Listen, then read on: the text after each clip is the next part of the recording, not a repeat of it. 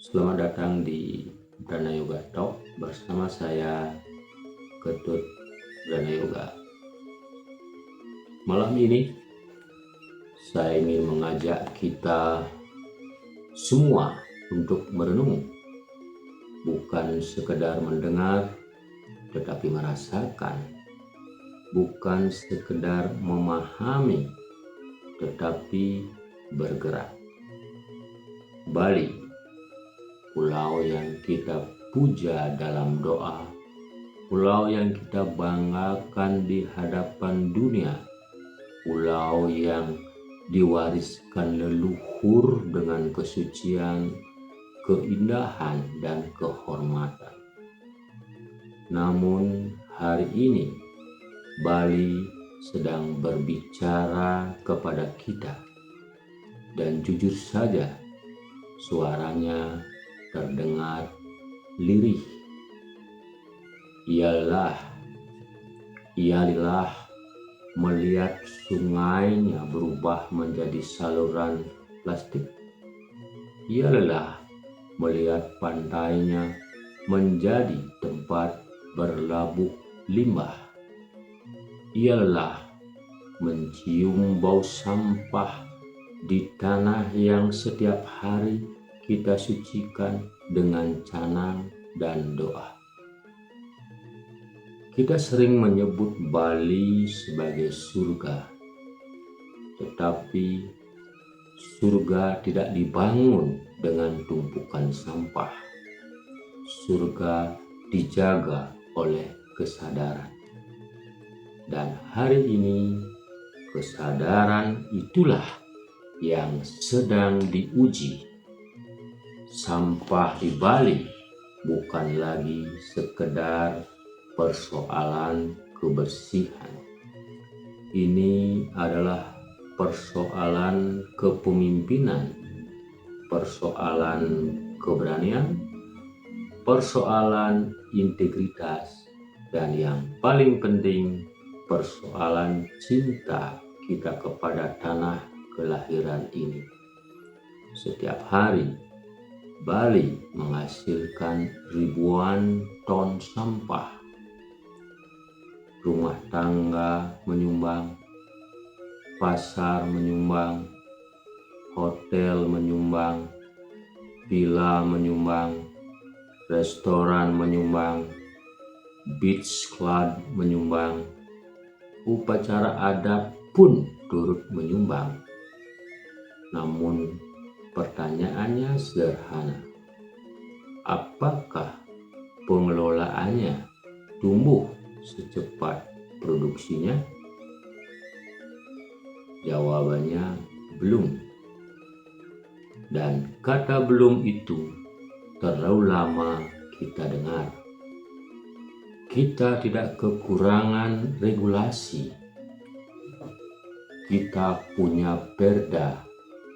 Kita punya peraturan gubernur, kita punya program, kita punya anggaran, kita punya rapat, dan kita punya seminar. Tetapi Bali tidak membutuhkan tumpukan dokumen. Bali membutuhkan tindakan.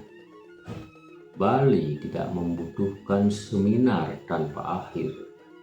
Bali membutuhkan eksekusi. Bali tidak membutuhkan studi banding yang hanya menghasilkan foto-foto di bandara, presentasi di hotel, dan laporan yang berakhir di lemari. Bali membutuhkan keberanian untuk menerapkan apa yang sudah dipelajari. Kepada jajaran eksekutif, rakyat Bali bertanya, sudah sejauh mana hasil studi banding itu diterapkan? Jangan sampai perjalanan ke Jepang hanya menghasilkan oleh-oleh. Jangan sampai kunjungan ke Singapura hanya berakhir dalam laporan. Jangan sampai belajar ke Korea Selatan hanya menjadi agenda seremonial. Karena rakyat tidak bisa hidup dari presentasi. Rakyat membutuhkan solusi. Lihat negara Jepang. Anak-anak diajarkan memilah sampah sejak dini. Disiplin menjadi budaya, bukan sekedar aturan.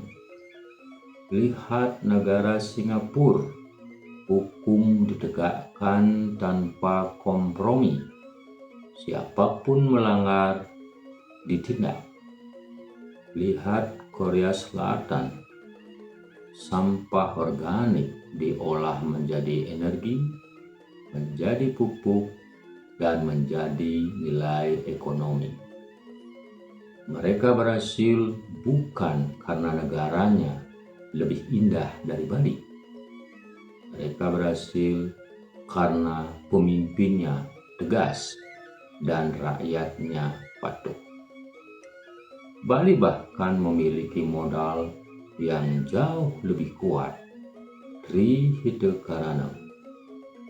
filosofi agung yang mengajarkan keseimbangan antara manusia dengan Tuhan, manusia dengan sesama, dan manusia dengan alam. Tapi Trihita Karana tidak boleh berhenti di baliho. Tidak boleh hanya menjadi slogan pariwisata. Tidak boleh sekedar menjadi hiasan pidato. Trihita Karana harus hadir di dapur kita, di halaman rumah kita, di pasar kita, di hotel kita, di kantor kita, di sekolah kita, dan di desa kita. Karena membuang sampah sembarangan adalah pengkhianatan terhadap pelemahan, dan pengkhianatan terhadap alam adalah pengkhianatan terhadap Bali. Lalu, apa yang harus dilakukan? Bukan 5 tahun lagi, bukan setelah rapat berikutnya, bukan setelah studi banding berikutnya, tetapi sekarang, hari ini, malam ini. Pertama, wajibkan pilah sampah di sumber. Tidak ada lagi tawar-menawar. Setiap rumah, setiap hotel, setiap villa, setiap restoran, setiap pasar, setiap sekolah, setiap kantor ada organik, anorganik, dan residu. Selesai. Kalau masyarakat Jepang bisa, mengapa Bali tidak? Kedua, perkuat TPS 3R di seluruh desa dan kecamatan. Sampah harus selesai sedekat mungkin dengan sumbernya. Jangan semua dilempar ke TPA. TPA bukan solusi. TPA adalah alarm bahwa sistem di hulu belum bekerja. Ketiga, desa adat harus menjadi panglima. Awig-awig memiliki kekuatan yang luar biasa. Seringkali satu keputusan paruman lebih ditaati dari 10 papan larangan. Ketika bendesa berbicara, masyarakat mendengar. Ketika desa adat bergerak, perubahan terjadi. Keempat, tegakkan hukum tanpa kompromi. Pembuang sampah liar harus ditindak tegas. Pelaku usaha yang membuang limbah sembarangan harus disanksi. Cabut izinnya jika perlu. Umumkan kepada publik, karena hukum yang hanya tertulis tetapi tidak ditegakkan hanyalah dekorasi. Dan kelima, bangun ekonomi sirkular. Bank sampah harus hidup, industri daur ulang harus tumbuh, kompos harus diproduksi, energi dari sampah harus diwujudkan. Sampah bukan hanya masalah, sampah adalah sumber daya yang salah dikelola. Dan kepada pelaku pariwisata, jangan hanya menjual Bali, jagalah Bali. Jangan hanya menikmati keuntungan dari keindahan Pulau Bali, lalu menyerahkan limbahnya kepada masyarakat. Hotel, villa, restoran, beach club, pusat pembelanjaan, semua harus bertanggung jawab. Keuntungan tidak boleh diprivatisasi sementara sampah disosialisasikan. Dan kepada masyarakat Bali, mari jujur, kadang kita terlalu cepat menyalahkan pemerintah, tetapi terlalu lambat mengoreksi diri sendiri. Masih ada yang membuang sampah ke sungai, masih ada yang melempar plastik dari kendaraan, masih ada yang diam-diam membuang sampah di lahan kosong pada malam hari, lalu kita marah ketika banjir datang. Kita kecewa ketika pantai kotor, padahal bencana seringkali adalah tagihan dari kelalaian kita sendiri. Sampah adalah tanggung jawab bersama. Pemerintah membuat sistem, DPRD mengawasi, desa adat menggerakkan, pelaku usaha bertanggung jawab, masyarakat menjalankan. Tidak ada penonton dalam perang melawan sampah. Kita semua adalah pemain utama. Karena jika Bali kalah melawan sampah, yang kalah bukan hanya pemerintah, yang kalah adalah kita semua. Pariwisata kalah, ekonomi kalah, kesehatan kalah, budaya kalah, martabat Bali kalah.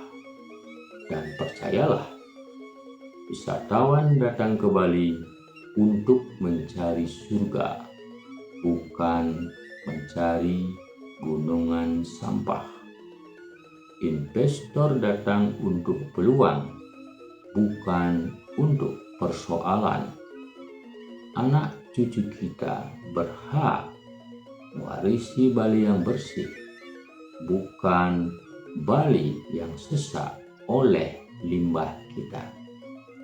Maka malam ini saya ingin bertanya, ketika anak kita bertanya, apa yang ayah lakukan saat Bali darurat sampah? Apa jawaban kita? Apakah kita hanya menonton? Apakah kita hanya berdebat? Apakah kita hanya menyalahkan? Atau kita berdiri, bergerak, dan bertindak? Karena sejarah tidak ditulis oleh mereka yang mengeluh. Sejarah ditulis oleh mereka yang berani bertanggung jawab. Dan ingat baik-baik, Bali tidak akan rusak karena kurangnya cinta. Bali bisa rusak karena cinta yang hanya diucapkan tetapi tidak diwujudkan. Saya, Ketut Branayoga di Branayoga Talk. Jika aturan masih lemah, perkuat. Jika sistem masih rapuh, benahi. Jika masyarakat masih abai, edukasi. Tetapi jika ada yang sengaja merusak Bali demi kenyamanan atau keuntungan pribadi, tindak tanpa ragu, tanpa pandang bulu, tanpa kompromi, karena menjaga Bali bukan pilihan. Menjaga Bali adalah kewajiban. Dan bila hari ini kita masih diam, maka esok kita tidak berhak mengeluh ketika Bali kehilangan wajah sucinya. Bali tidak membutuhkan lebih banyak pidato. Bali membutuhkan lebih banyak tindakan. Bali tidak membutuhkan lebih banyak alasan. Bali membutuhkan lebih banyak keberanian. Saatnya kita berhenti bertanya, siapa yang bertanggung jawab? Karena jawabannya adalah kita semua sekarang.